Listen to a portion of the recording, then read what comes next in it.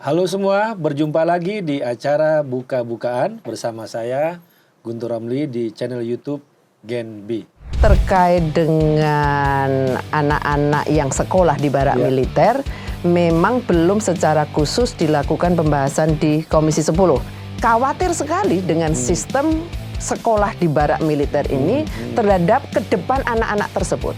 Saya mengatakan, saya pernah mengalami pendampingan terhadap anak yang sekolah di sekolah semi militer, yang sampai lulus kuliah itu selalu deg-degan ketika mendengar derap langkah sepatu, laras sepatu itu, karena tidak semua orang siap loh dengan pendisiplinan gaya militer. Mau menghalangi KDM jadi calon presiden mendatang ya? Lah, saya juga bilang, memangnya Pak KDM mau jadi presiden? Kan Pak Prabowo, kan beliau dari Gerindra. Ya untung-untungan dah followerku tambah agak banyak.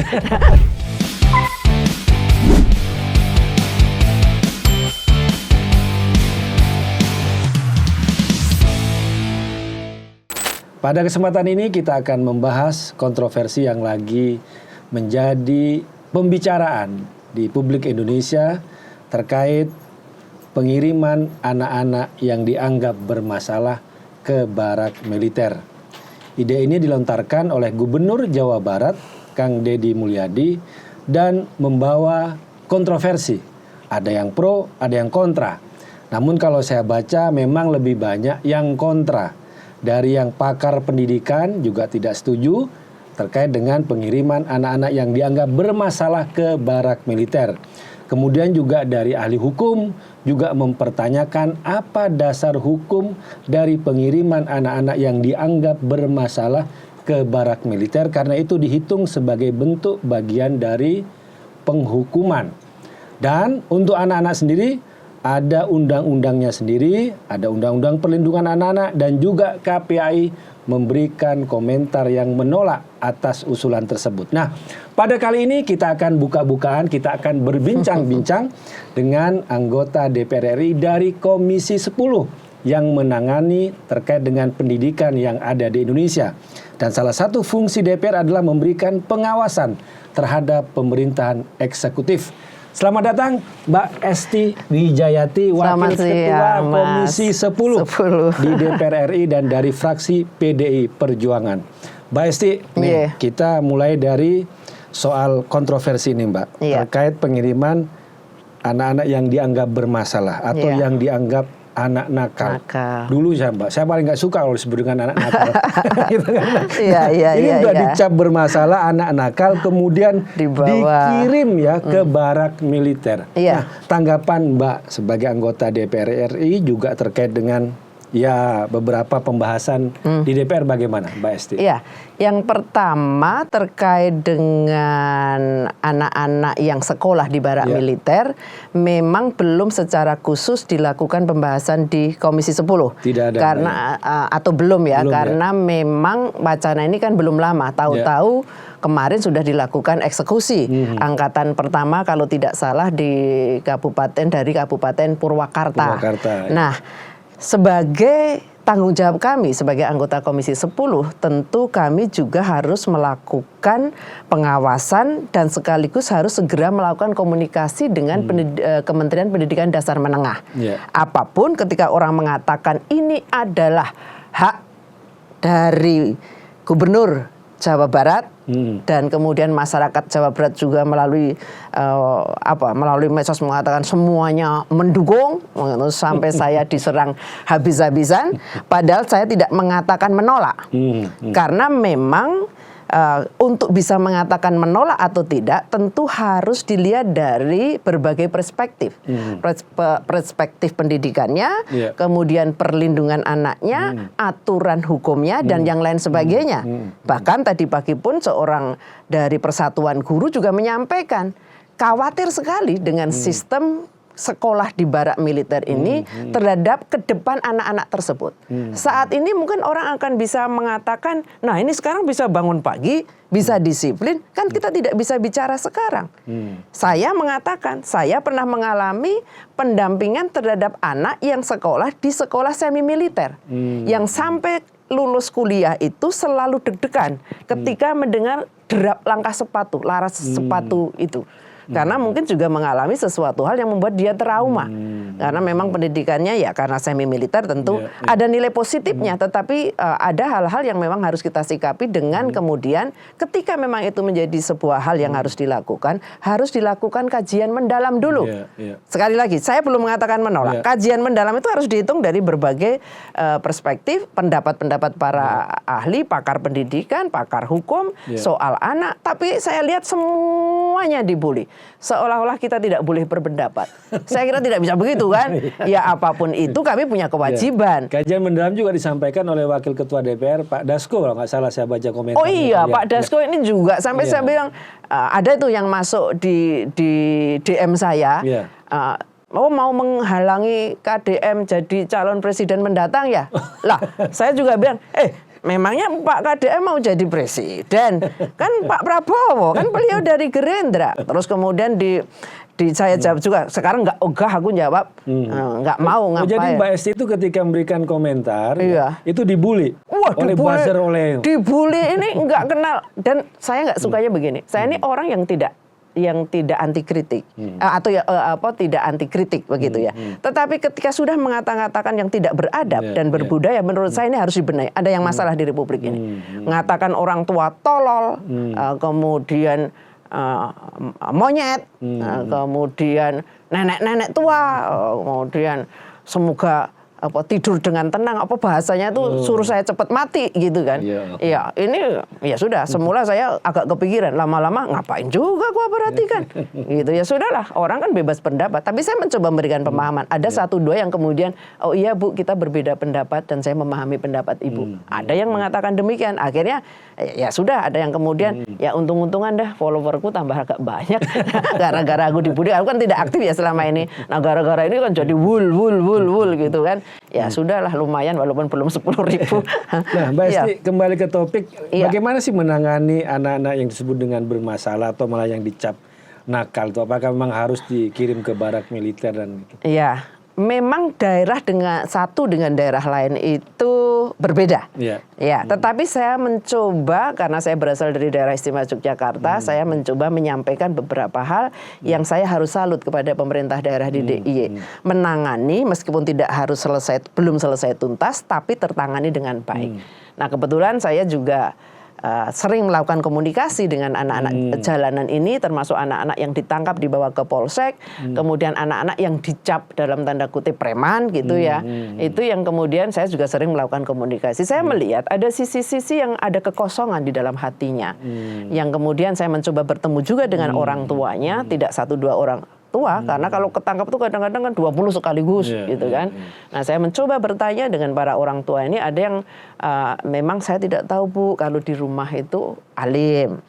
Saya ada yang memahami saya single parent Bu, sehingga saya konsentrasi cari uang, sehingga anak ini saya tidak bisa mengawasi dengan penuh. Ada yang dari keluarga mampu, tapi juga ada yang terkena kasus itu. Ada yang datang keluarga yang memang tidak mampu, yang mungkin anak ini kemudian mencari eksistensi. Tetapi memang banyak yang berasal dari keluarga-keluarga yang mungkin kurang bisa memberikan perhatian secara penuh. Itu. Sehingga di Yogyakarta itu kemudian ada patroli khusus untuk titik-titik rawan itu dari tengah malam sampai pagi, karena biasanya mereka melakukan aktivitas waktu itu dinamakan klitih dan kemudian di nama itu dirubah, tapi anak jalanan, karena klitih itu konotasinya begini Mas Guntur, saya kalau pamit sama suami saya mau ke angkringan, aku tak klitih dulu ya, mau ke angkringan gitu. Klitih itu sebenarnya kan jalan cari angkringan gitu loh. Nah, tapi pada era kenakalan anak-anak kemarin, klitih itu adalah kegiatan anak muda yang dirasa mengganggu. Nah, sekarang kita sebut anak jalanan, anak yang hidup di jalan atau anak nakal yang ada di jalan. Membawa sajam. Klitih itu orangnya netral istilahnya itu ya. Klitih itu sebenarnya dalam konotasi bahasa Jawa itu bukan kenakalan. Klitih itu adalah ya tadi saya mau klitih cari angkringan, saya mau klitih cari bakmi gitu kan, itu bahasa Jawanya begitu. Tapi di Jogja sempat muncul yang istilah anak-anak tukang klitih. Nah, kejadiannya kan bahwa mau bawa ini apa yang rantai senjata yang memang dilakukan oleh anak-anak yang seharusnya itu tidak boleh terjadi. Tapi kemudian dengan patroli yang sangat rutin dilakukan, tentu kerjasama antara aparat dengan pemerintah daerah itu bisa dilakukan dengan baik. Ada juga yang kemudian dimasukkan ke pondok-pondok pesantren. Nah, tapi juga rupanya tetap ditentang ketika saya mengatakan di pondok pesantren, wah pondok pesantren itu bla bla bla bla bla. Saya malah kaget juga ternyata begitu ya. Maksudnya menyatakan demikian. Saya tidak sependapat dengan pernyataan itu, tetapi intinya ketika semua pihak bekerja sama, lingkungan kerjasama, aparat juga kemudian ada kerjasama yang baik dengan kita pembuat kebijakan, dan kemudian juga orang tuanya, keluarganya juga kita berikan pemahaman, sebenarnya itu bisa diselesaikan, termasuk masyarakatnya. Jadi masyarakat Jogja itu kalau ada kegiatan seperti itu sudah saling berisinya, celek di sini, celek, keberset gitu kan, sehingga kemudian ada ketakutan, ada efek jerah. Nah, kalau saya baca-baca, itu memang kalau Jawa Barat agak berbeda. Apapun perbedaan itu, tetap ketika melakukan eksekusi, untuk kemudian itu menyangkut anak-anak kita, itu kan berarti bicaranya masa depan bangsa ke depan. Tentu semuanya harus dilakukan kajian mendalam. Tidak melakukan kajian sepotong-potong, spontan. Oh harus barak militer. Nah, oke, barak militer 6 bulan. Sebelum masuk ke barak militer, identifikasi dulu dong. Masalahnya apa? Masalahnya Anak-anak apa? itu kenapa?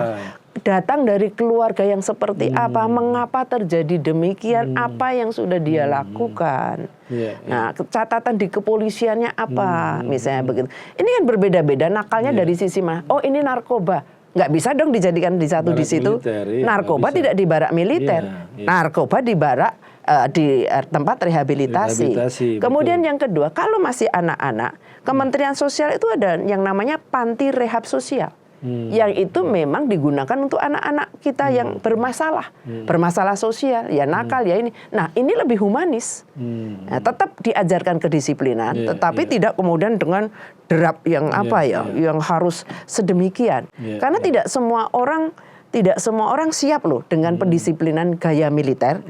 Ada pendisiplinan yang mungkin bisa gaya pondok pesantren dengan sholat 5 waktu, dengan belajar ngaji dan sebagainya. Ada yang kemudian rehab sosial yang mungkin bisa lebih humanis dan kemudian tidak merasa tetapi tetap menimbulkan tetap membuat efek yang lebih baik untuk kemudian menjadi disiplin dan taat. Begitu. Dan ada juga ahli pendidikan yang mengatakan bahwa terlalu banyak waktu luang yang dihadapi oleh anak-anak kita, tapi untuk aktualisasi misalnya fasilitas olahraga kurang, kemudian kegiatan ekstrakurikuler kurang. Artinya kan di situ kekosongan itu yang bisa dipenuhi, bisa diisi, bukan tiba-tiba langsung dimasukkan ke barak militer gitu kan Bu ya. Iya, jadi gini loh. Kita sebenarnya sudah juga memberikan masukan, toh eksekusi bukan di kita waktu itu lewat Kementerian Pemuda dan Olahraga. Kita maunya juga mestinya ada ruang-ruang tempat anak-anak bisa bermain atau tempat olahraga tapi nggak bayar. Yang disiapkan atau kalau toh itu tempat harus bayar ya pemerintah dong. Yang kemudian harus memberikan atau membayar ketika harus sewa dan yang lain-lain untuk tempatnya itu, supaya apa? Anak-anak tadi tidak ada waktu kosong yang kemudian nongkrong di pinggir jalan karena tidak punya aku harus aktivitas apa ini. Nah, akhirnya kan segala hal yang buruk masuk di situ. Jadi tanggung jawab kita ayo bagaimana kita tetap melindungi mereka, menganggap mereka tetap sebagai anak kita. Anak kita yang perlu kasih dan cinta. Anak kita yang perlu diperhatikan secara lebih spesifik karena punya kekhususan. Begitu. Karena masalah keluarga itu yang harus diselesaikan. Jangan malah dikirim ke barak militer. Ada masalah komunikasi antara anak dengan keluarga, dengan orang tua, itu yang dibantu gitu. Tadi kita bahas bagaimana ada Direktorat Pembinaan Keluarga di Kementerian Pendidikan. Untuk apa? Bagaimana orang tua yang anaknya bermasalah lebih intensif untuk dilakukan komunikasi. Sehingga nanti mungkin di sekolah-sekolah juga BK-nya kan juga. Berarti ini kan meragukan kemampuan guru bimbingan bimbingan konseling. Ya kalau begitu kita kuatkan dong guru bimbingan konseling ini. Nah, kalau kemudian mengatakan ini harus segera supaya tidak ini, ya sudah. bisa kita lakukan secepatnya untuk melakukan pembinaan ini. Misalnya saja mau ngelatih baris berbaris bisa dong secara bersama-sama di sekolah tersebut, tapi tidak pakai perlu uniform. Tapi saya dulu dilatih uniformnya polisi, tapi kan baris berbaris bersama, begitu ya. Jadi tidak ada kemudian efek yang mungkin kemudian ini sekarang kan di TV anak-anak ini. Mungkin enggak dia kemudian keluar, oh kemarin di barak militer ya. Oh kamu anak nakal ya. Itu sudah dicap lah, pasti itu ada stigma, pasti itu. Wajahnya dinampakkan. Saya waktu nengok di kantor polisi, foto lewat media saya sampaikan jangan difoto anaknya. Jadi anak itu saya crop saya kasih ini waktu Facebook saya yang satu masih sudah terkunci tapi masih ada foto-foto itu bisa saya ambil dan itu betul-betul saya tutup. Nah, itu kan undang-undang perlindungan anak. Betul. Bahwa anak tidak boleh dilakukan seperti itu. Nah, nyatanya sekarang disut gitu. Wajahnya nampak. Ada yang saya lihat, ada yang tenang saja begitu.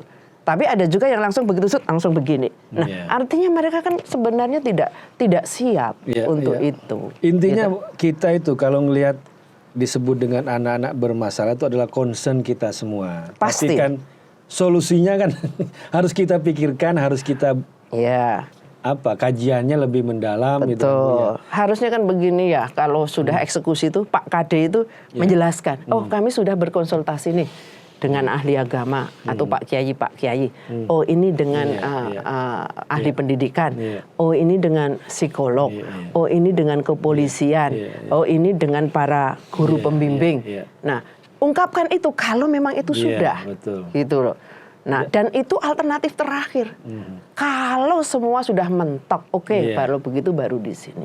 Begitu. Jangan karena mentang-mentang punya jabatan, punya gubernur, punya kemauan itu harus dilaksanakan. Punya pendukung. Atau pendukung. Pendukungnya banyak. Walaupun kalau aku buka, 0, 1, aku langsung tak ikuti kan. Ini aku jadi pengikut kedua ya. Kemarin sempat panas, kalau sekarang aku agak santai. Mau dibully kayak apa, ya silahkan. Karena saya juga harus mengajarkan. Perbedaan pendapat itu biasa. Dan ketika mengambil keputusan pun pasti melalui perbedaan pendapat. Harusnya. Kecuali otoriter, nggak peduli dengan masukan orang lain, arogan, sehingga nggak peduli kau mau bilang apa, aku putuskan ini. Bahkan kalau toh itu menggunakan duit sendiri, nggak bisa, karena ini berurusan dengan persoalan pemerintahan. Persoalan pemerintahan pun ketika mengatakan itu menggunakan uang itu hak saya nggak bisa, kecuali untuk kepentingan pribadi. Ini kepentingan anak-anak yang berkaitan dengan masa depan bangsa. Tadi Mbak Sip sempat menyinggung soal menangani beberapa anak yang dianggap bermasalah sampai ke kantor polisi dan sebagainya. Mungkin bisa diceritakan tuh Mbak yang pengalaman itu. Iya, anak-anak ini ketika di kantor polisi menangis. Beberapa menangis. Tak kulihat, ya anak ini ganteng, bersih. Terus aku tanya, Bapak Ibu di mana? Nggak ada, Bu. Di mana? Bukan nggak ada meninggal. Bekerja di tempat lain. Di tempat lain. Terus kemudian satu lagi yang kemudian yang menangis, kenapa Dek melakukan itu? Ikut-ikutan teman, Bu. Karena di rumah nggak ada orang. Jadi di rumah nggak ada teman. Lalu dia, kenapa nggak ada orang? Ibu saya tukang cuci pakaian, sehingga kalau sehari nyuci full supaya bisa cukup, lalu saya sendiri saya terus keluar. Nah, orang tua saya tanya, Ibu mencari nggak kalau anaknya jam sekian nggak pulang? Saya pulangnya malam, Bu. Saya gitu. Kadang saya telepon, katanya ya sudah di rumah, ternyata begini. Ada yang hidupnya juga sangat sulit, gitu, dari sisi ekonomi. Jadi pendekatan ini kan dari berbagai sisi ya. Dan saya tidak akan mengatakan kepada polisi lepaskan itu, enggak. Tapi saya mengatakan, mengingatkan ketika ini diproses secara hukum, tentu tetap harus memperhatikan undang-undang perlindungan anak. Dan itu bisa kok ternyata.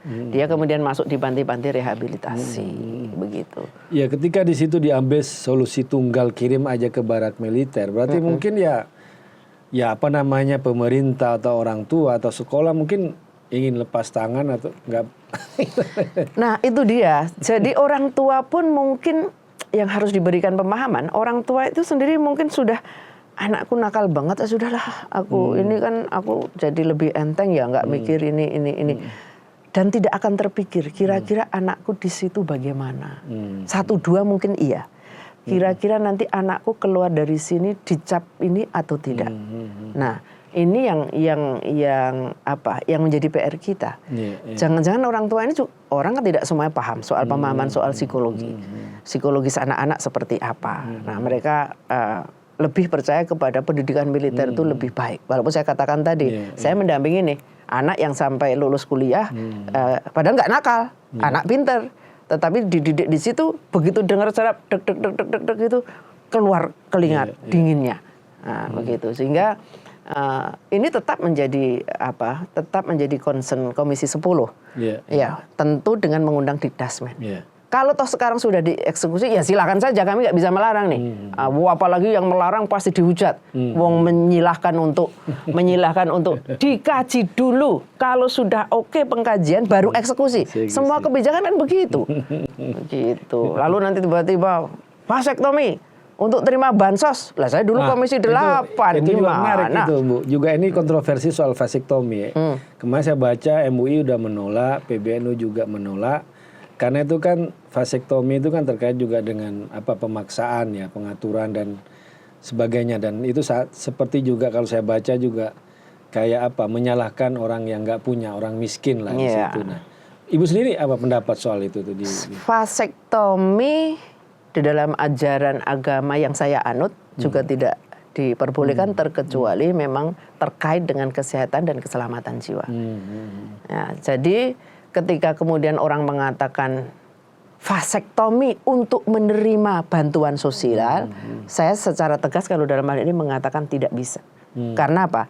Ketika pemberian program kesejahteraan PKH, Keluarga Harapan, program Keluarga Harapan itu termasuk bansos, itu sudah ada batasannya. Walaupun anaknya 5, yang dibantu itu hanya sampai 2 orang. Oh, itu sudah ada sekarang? Sudah ada aturannya. Jadi nggak perlu vasektomi? Nggak perlu vasektomi. Pokoknya bantuannya hanya 2 orang. Nah, kemudian kalau sekolah ya bantuannya untuk anak sekolah itu. Begitu. Jadi tidak kemudian semuanya bisa dimasukkan di situ. Begitu. Artinya tidak perlu kemudian pemaksaan atau ya walaupun ini belum pemaksaan ya, tapi rencana, wacana. Tapi wacana ini menurut saya juga sudah harus ada yang berani mengingatkan bahwa itu tidak benar. Gitu. Ya, dan di situ juga ada tantangan juga soal agama, juga soal etis. Apalagi sebenarnya sudah ada aturan itu bahwa hanya untuk anak yang kedua ya ada bantuan, selepas itu kan nggak tidak lagi. Boleh. Iya. Dan itu kalau itu sudah ada aturan ngapain lagi? Harus begitu. Vasektomi itu, Bu. Iya, betul. Jadi memang sudah ada aturan. Lihat dulu secara jelas dan kemudian saya bisa bayangkan kalau seluruh Indonesia yang penerima PKH harus vasektomi berapa juta, gitu, berapa juta orang harus melakukan itu dan sangat tidak manusiawi, sangat tidak manusiawi. Dan itu juga ada faktor biayanya juga. Ya daripada biaya untuk vasektomi kan mending. Nah itu dia maksud saya gitu itu loh, kan. Kalau dikalikan berapa juta itu berapa makanya biaya yang harus dikeluarkan itu. Iya jadi orang memberikan pendapat itu pasti ada tujuan baik ya. Mungkin yang membuat keputusan pun atau kebijakan itu juga ada maksud baik. Alangkah baiknya membuka pintu dialog. Pintu dialog supaya dari berbagai pihak, dari berbagai perspektif itu kemudian bisa memberikan pendapatnya. Sisi agama, sisi pendidikan, sisi sosial, sisi ini semua memberikan pendapat. Baru kemudian ini kita laksanakan. Itu pun belum selesai. Dilaksanakan tetapi harus ada tahapan-tahapannya. Dan yang seperti apa? Jangan kemudian karena narkobais. Loh, narkoba sudah ada tempatnya. Karena dia bacok orang, sudah ada tempatnya.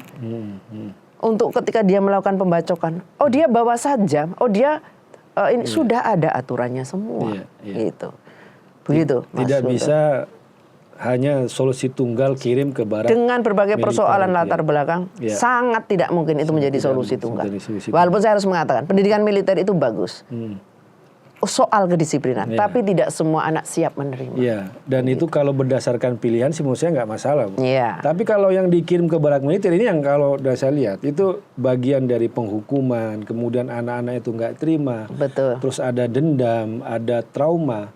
Dan kita nggak tahu ketika dia sudah tidak lagi di sana 6 bulan apakah bisa dipastikan mereka nggak melakukan balas dendam atau trauma atau apapun. Karena mereka merasa dipaksa. Menurut saya ini yang harus juga diperhitungkan. Contoh yang umum saja. Ya. Apakah orang masuk penjara, keluar dari penjara dia tidak akan mengulangi? Nah, nggak ada kepastian. Tidak ada kepastian. Iya. Kalau orang mengatakan memang tidak ada kepastian, itu jalan terbaik, pasti jawabannya kan begitu. Ya. Iya. Tetapi ketika dia sudah menjalani sesuai ketentuan perundangan yang berlaku, ya kemudian harus siap untuk kemudian kembali ke tengah masyarakat dengan segala risiko. Tetapi kalau yang ini aturannya juga nggak jelas. Saya bingung karena yang bertanggung jawab terhadap pendidikan nasional adalah Menteri Pendidikan. Nah, maka ketika Pak Menteri Pendidikan mengatakan no comment, saya berpikir ada apa? Takut pasti. Juga. Takut ya. Saya khawatir beliau takut. Ya contohnya saya ini, kalau saya menuruti netizennya, kemudian seluruh masyarakat Jabar mendukung, saya dari Lampung mendukung. Nah begitu saya chat gitu. Oh gitu ya Bu. Gitu. Tapi kalau Pak Dasko nggak dibully ya kan? Pak Dasko saya bilang, Pak Dasko itu pimpinannya KDM loh. Dia apa pengurus DPP-nya, ya ketua hariannya gitu. Nggak ada yang jawab. Nah, aneh kan? Aneh. Nah, yang KPAI dibully. Semua kecuali Pak Dasko. Saya bilang, kok kau beraninya cuman bully aku? Itu Pak Dasko. Nggak kenal Bu. Emang kau kenal aku? Oh gitu. Emang kau kenal aku? Kan semua juga dari pemberitaan. Gitu. Nah selain juga tadi kita bahas soal pengiriman anak bermasalah ke barak militer, kemudian nyinggung juga soal vasektomi, juga ada tema soal sekolah rakyat yang lagi rame nih. Iya. Melihatnya gimana Komisi 10?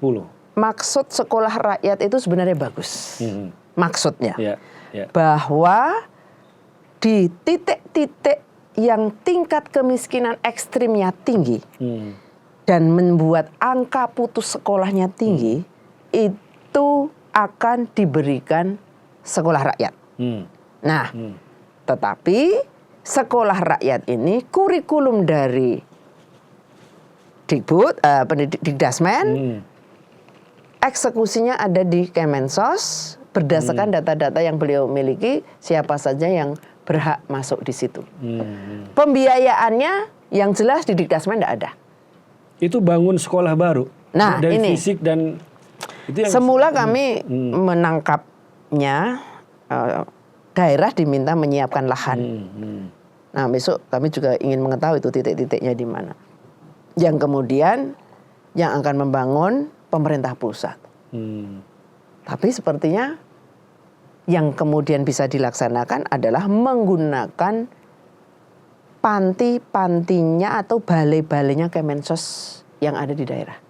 Seperti Jogja kan ada Balai Diklat. Kemudian di Magelang ada Balai Antasena. Yang itu memang punya ruang-ruang. Di Jawa Barat juga ada. Itu balai-balai yang kemungkinan masih bisa digunakan. Dan meskipun juga ada daerah yang tidak punya balai, tapi kemudian karena itu program pusat, ya berusaha mencari tempat-tempat untuk bisa digunakan sebagai sekolah rakyat. Tetapi pada hakikatnya Komisi 10 dan juga para pengamat pendidikan, pakar-pakar pendidikan menyampaikan kepada kami. Tadi di forum juga disampaikan oleh mereka yang selama ini aktif mendampingi atau menjadi relawan di sekolah-sekolah yang berada, bukan sekolah, mendampingi mereka yang berada di 3T untuk mendapatkan pendidikan yang layak.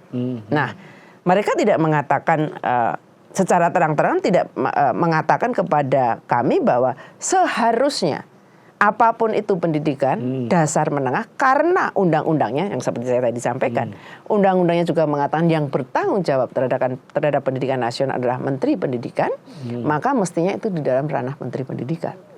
Sehingga kemudian kurikulumnya sesuai, standarisasi pendidikannya sesuai, guru-guru juga pasti tidak mungkin oleh Kemensos. Nah, hanya mungkin tempatnya yang pertama-tama ini digunakan balai-balai sosial yang dipunyai oleh Kemensos. Kemensos cukup memberikan data, ini yang bikin miskin ekstrim. Dan tidak semua daerah dong. Ya, harus memakai skala prioritas. Di mana yang kemudian harus dilakukan terlebih dahulu pelaksanaan sekolah rakyat ini. Misal saya mengatakan, kami baru saja dari Mentawai. Di sini Mentawai itu pulaunya kecil-kecil, terpisah-pisah.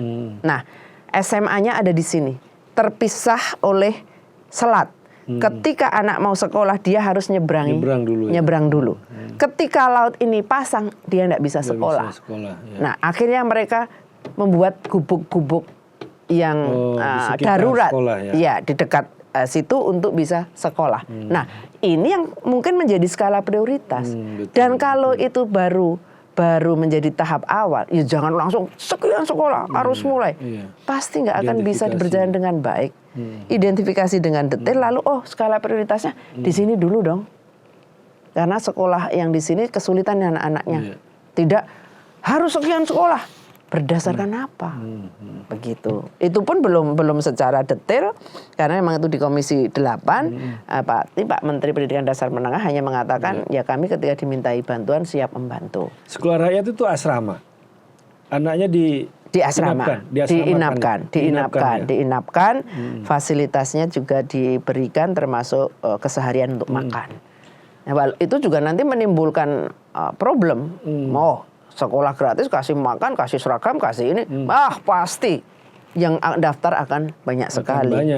Akan banyak sekali. Problem lagi pasti. Masalah data juga di situ. Masalah data makanya. Jadi penguatan datanya dan jangan terburu-buru. Intinya tuh kalau itu toh program unggulan, jangan terburu-buru. Kalau tadi di Komisi 10, kita rapat terbuka saya berani menyampaikan, ada yang mengatakan ini jangan menjadi tarikan-tarikan kepentingan politik. Jadi Kementerian Sosial, ada sekolah yang kemudian itu juga akan menjadi basisnya. Kenapa kok nggak yang selama ini yang sudah dilakukan? Misalnya pernah Mas Ganjar tuh bikin SMK memang untuk berprestasi, semuanya ditanggung dan sebagainya itu. Maksud saya, kenapa harus misalnya kayak bangun fasilitas baru atau menggunakan fasilitas yang lain di Kemensos? Kenapa nggak sekolah-sekolah, tapi mekanisme beasiswanya itu yang diperbaiki? Misalnya kalau selama ini hanya kartu Indonesia Pintar, kalau untuk yang nggak punya ya untuk living cost, transportasi dan sebagainya. Kenapa harus dengan Kemensos? Ya boleh aja sih, tapi ketika membuat suatu hal yang baru, sepertinya akan lebih rumit ya. Dan itu tidak menyelesaikan semua persoalan untuk daerah 3T, termasuk untuk mereka ya 3T kan rata-rata juga miskin ekstrim gitu. Banyak yang miskin ekstrim. Ada konsep sekolah yang tidak mengharuskan ada ruang kelas. Apalagi kemudian asrama. Kalau kita mau menyelesaikan sekolahnya anak-anak yang berada di titik-titik miskin ekstrim. Sekolah itu ada sekolah yang memang harus sesuai dengan kultur, budaya, dan lingkungannya. Betul. Gitu kan? Ada yang namanya sekolah alam. Sekolah alam. Karena ada tadi loh, ketika panen raya, anak-anak ini nggak boleh sekolah. Kalau musim panen ikan yang bapaknya nelayan, anaknya disuruh bekerja. Bisa marah ini bapaknya. Atau sekolah-sekolah yang di dekat perkebunan. Saya dari Bondowoso, perkebunan kopi kalau udah zamannya panen kopi, anak-anaknya ikut semua. Maka pendidikan penyelesaian untuk daerah-daerah miskin ekstrim kalau itu diharapkan untuk memutus mata rantai kemiskinan, perlu dipikirkan pola pendidikan yang baru. Cara mendidik yang baru. Nah, ada sekolah kalau di Salatiga itu kami akan coba tinjau kembali karena saya sudah lebih dari 20 tahun nggak melihat kembali yang namanya sekolah alam atau komunitas belajar Toyibah, apa namanya?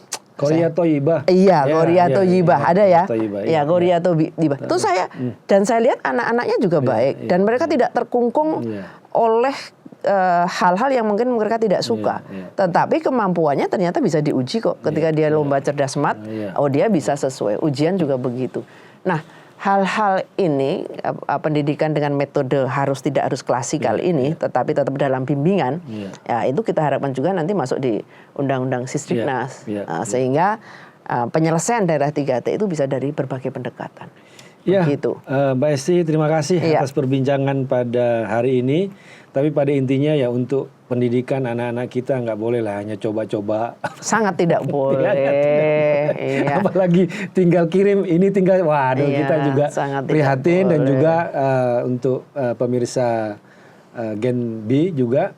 Mbak Esti ini juga adalah anggota DPR RI yang salah satu fungsinya adalah melakukan pengawasan terhadap pekerjaan pemerintah eksekutif, khususnya juga yang pemerintah daerah. Jadi apapun yang beliau sampaikan terkait dengan hal-hal kritik, masukan itu bagian dari tugas anggota DPR RI. Jadi kita juga minta apabila ada DPR RI yang berikan komentar atau kritik jangan dibully. Ya. Itu bagian dari tugas yang perlu kita juga hormati. Demikian, Mbak Esti, terima kasih banyak Mas masih Guntur. perbincangan pada hari ini. Injek. Dan kita juga akan berjumpa nanti pada kesempatan yang akan lain dalam tema yang berbeda.